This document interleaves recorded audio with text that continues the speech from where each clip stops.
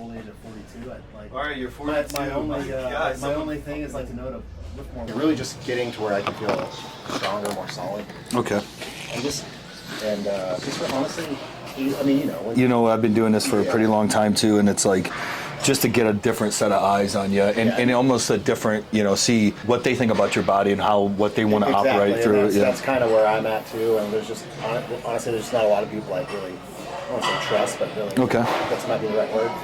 So cool. What do you do for a living? I'm in sales. Sales? I'm a sales team. Yeah. So I'm. Lance he owned Firebird, which is right next door. Yeah. The nutrition shop. And when I first came out here about 6 years ago, I walked in there after going to Independence Gym, my wife and I walked in there. I was like, "This is a fucking perfect job for me." So I asked him for a job, and he said there's something about it. So he gave me a job really quick, and then I was working out at Independence. I was working at Firebird, and then I was bouncing at fucking Riot House. So I saw, you know what I mean? Like a point where they don't talk to me in the gym, and then at Firebird where they're telling me what to do, and then at the club where they're trying to like fucking make love to me or something. I'm just like, this is like the craziest fucking thing in the world. I've come from Cleveland, so it's like this Scottsdale was like, what the fuck is this? All my role models either dead or in the pen. I had no choice to be the nigga that I am. Stuck with bros, stuck the codes. What I do, I start usually with obviously frequency. How many times a week are we going to get in the gym? I want to start with the meal plan based around the workouts. Really just to see kind of how body reacts. Are we going to put you in a contest prep? No. I get you though. Yeah, I do want to see how everything reacts. Depending on how many days a week they're with me, I write their meal plan. I'm going to write their workouts for me. They're going to change. They're going to get an A and a B. They're going to change out occasionally.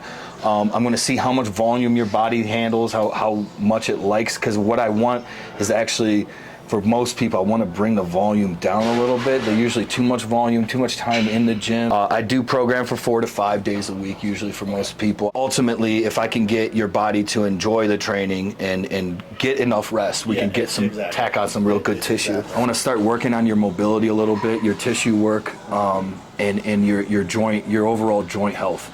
I am certified in FRC, which is functional range control, which is basically just your whole body's ability to trace a joint. And I teach people how to trace a joint and then use concentric and eccentric movements to really to get it more space. Basically what I want is more fucking space. Older we get, the more tightened down, especially on the leg department. So what I want to do today with you is I'm just going to take out a quick assessment. I want to see how well you hinge. I want to see your dorsiflexion a little bit. I want to see your shoulder mobility. And then it gives me a little bit better idea of kind of where to stand. Here's my water. But yeah, let's go out and assess, and we'll see how you move a little bit.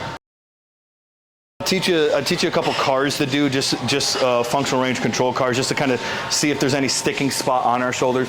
But just give me like 5 or 6 nice good pass-throughs. What I'm looking for here is making sure our shoulders are set in slot, and then I'm giving a little shrug up and allowing my shoulders to dislocate up and dislocate back and through, okay? I just want to see it all the way to your stomach. Yep, and then all the way around to the front. There we go. So pretty easy. You've done these before. If I brought your hands in any more into here, is that where we start getting tight a little bit with our mobility? Yeah, right there. Okay. That looks pretty good. Good way to set your core. So when you send through the ground, I want to see a little more centripetal force. That's all that means is I want to see you kind of drive the ground down like this and try to feel the hips pull through a little bit more with your feet. So with your feet, just feel like you're just kind of giving it, Turn them in. Yep, like you're breaking the ground a little bit, separating the ground just a little bit for me, and then pull through. There we go. Excellent. So you hinge good. You've done squats. You've done deadlifts. You've done pretty much everything. Like a little. I guess feel like a little. I get a hip twinge. The hip twinge right there. Interesting. How much tissue work do you do on your hips or around your lower back area and your glute? I try to every day. I try to do just 3 or 4 mobility work-ins. Okay. So you pigeon and you frog. Yeah. It might be a little bit of your SI joint, that hip area that has to move back and forth. Your hip line does.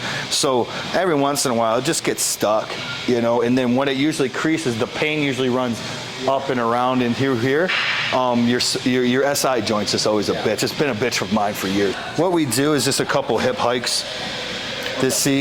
We can start without weight.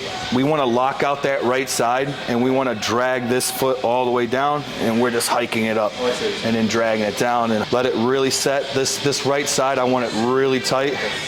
And then we're pulling up. I want to feel my oblique pull and my butt being kind of tight, okay? So I'm just allowing my hip to sink and then pulling it up, and then allows a little bit of space in there. So if you want to give it a whirl, my guy. Oh, yep, just like that. And you want to fall or you push it? What's that? Yeah, you almost let it fall. What I like to feel is like that left side being extremely stable. So then the right side, because with the weight, you're not going to really let it to set down. It's going to try to pull, that's what I want. Let it sink, and then strong hip high. Yep. Also, a good one that I really like is if we take a very strong, this isn't a strong enough band.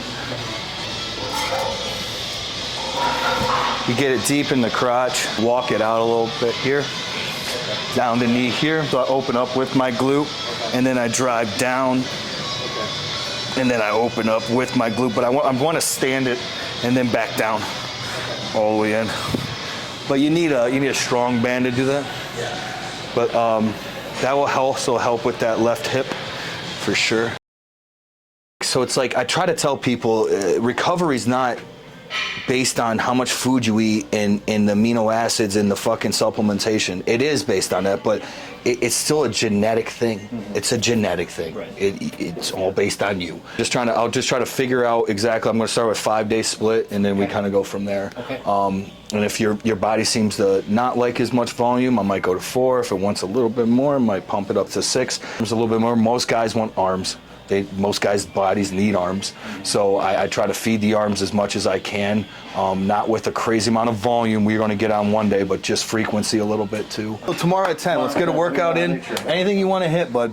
Chest? Probably pull tomorrow. I love it. Let's do back. Yeah, if you want to start with back, I would love to. I always seen him in the gym, I was like, fuck, it's some of the worst language I ever heard in my life was out of basketball coaches. Yeah. My guy. Star, shining all, shining all.